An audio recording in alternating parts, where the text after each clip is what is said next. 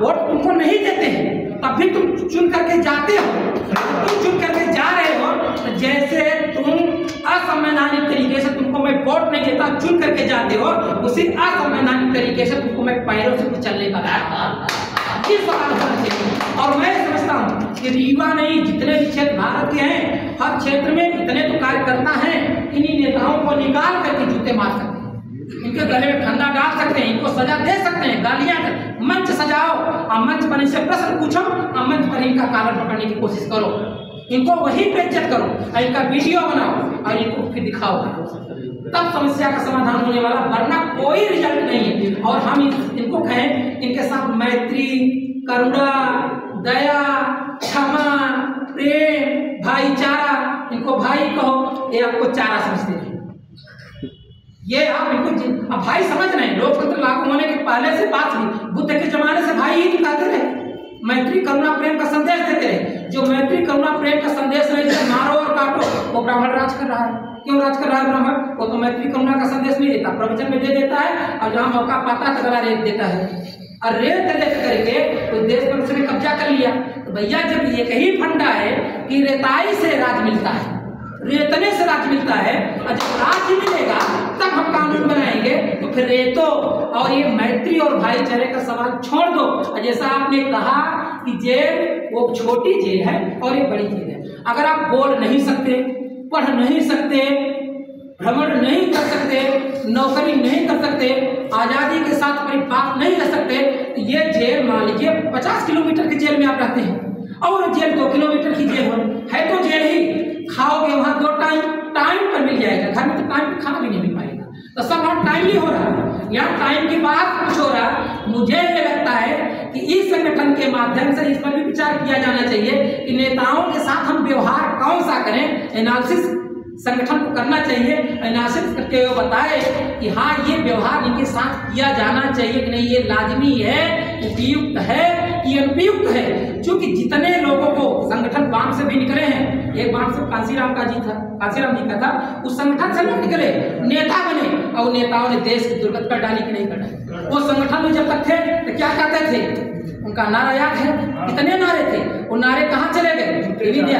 और मैं क्या कहूँ, तो मैं यही कहना चाहता हूँ, देश की तस्वीर आपने देख ली, आप बिहार से लेकर के गुजरात तक, जम्मू कश्मीर से लेकर के तमिलनाडु, कुछ बाकी नहीं है।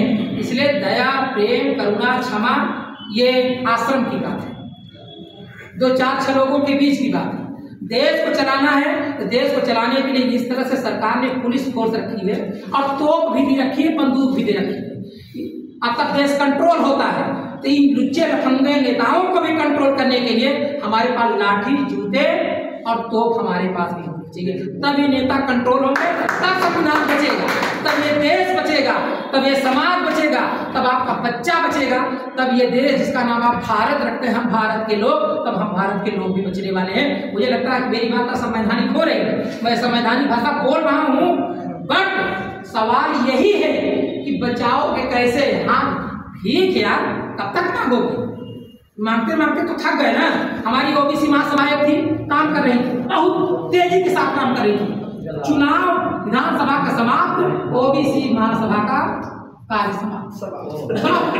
मैंने ओबीसी के नेताओं से बात किया, कहा सर वो कर्जा बहुत हो गया था, मैं कार्यक्रम किया और कर्जे की मैं भरपाई कर रहा हूँ, तो कार्यक्रम, अरे कर्जे का कार्यक्रम से क्या संबंध है? सही बात, कर्जे का कार्यक्रम से क्या संबंध है? आप कार्यक्रम करो ना, ये यहाँ कर्जा लगा हुआ है, कार्यक्रम चल रहा है, यहाँ कौन सा भाई कितना खर्चा आ रहा है? कोई खर्चा नहीं, आपके अंदर कार्य करने का संकल्प होना चाहिए। तो सभा भी समाप्त हो गई, उत्तर प्रदेश की सभा समाप्त हो गई, बिहार की सभा समाप्त हो गई, इस समय बस राज करो सभा आई है, जिसका यहाँ सेटिंग बन रहा है, वो नेता विधायक कर रहे हैं, उनसे मत उम्मीद करो कि लोकतंत्र बचेगा, संविधान बचेगा, देश बचेगा। देश जाए भाड़ में, लोकतंत्र जाए भाड़ में, संविधान जाए भाड़ में, उनसे कुछ लेना देना नहीं। अपना और अपने बचाने के चक्कर में लालू थी जेल में, तेजस्वी की जाने की टाइम, अखिलेश के यहाँ सीबीआई और जितने नेता हैं एससी के सब जेल की चौखट पर पहुंच चुके हैं, हेमंत सोरेन वगैरह पहुंच चुके हैं। किसमें? किस चोरी? आम की चोरी, आम की चोरी में जामुन की चोरी जा रहे थे, आम जामुन की चोरी है, ये खाने वाली चीज है, वो पेड़ निकला वो खा रहे हैं। बकरी की चोरी में, भेड़ की चोरी में, तुम मेरे खेत में क्यों कदम रख दिए इस चोरी में, और पूरा देश लूट लिए, पूरे देश का पैसा विदेश में भेज दिया, इसके लिए कोई जेल नहीं। उनका पूरा पैसा माफ कर रहे हैं, इसके लिए कोई जेल नहीं। प्रधानमंत्री से सवाल पूछा जा रहा है, इसके लिए कोई जवाब नहीं है। तो आप और हम कहाँ खड़े हैं, हमने क्या पढ़ा? यानी ये एक जगह आचार्य रजनीश ओशो, जो जबलपुर में आपने नाम सुना होगा, बहुत प्रसिद्ध दार्शनिक और विचारक थे, उन्होंने कहा था कि इस देश में जो मौजूदा समय में कार्य हो रहा है और लोग जो अपना रहे हैं, इसका सारा आप अगर निष्कर्ष निकालें तो बीज वो है शिक्षा। यानी जिस तरह का बीज डालोगे उस तरह का पौधा खड़ा होगा, फल लगेगा। इस देश में जिस तरह से लोकतंत्र चल रहा है, देश की व्यवस्था चल रही, वो समग्र शिक्षा का परिणाम है। इस देश की पूरी शिक्षा चौपट हो चुकी है, कुछ नहीं बचा, इसमें कोई क्रांति नहीं, कोई याद नहीं है। सिर्फ ये है कि व्यवस्था को बनाए रखना है। अब व्यवस्था बनी रहेगी तो जब व्यवस्था में जो सबसे ऊपर है उसको पूरा फायदा मिलेगा, नीचे वाले को बस वही फायदा है कि पैर से कुचलो, जिसको कहते हैं दलित, तो दलन कर दो। तो दलन करने का रिवाज हर जगह रहा है।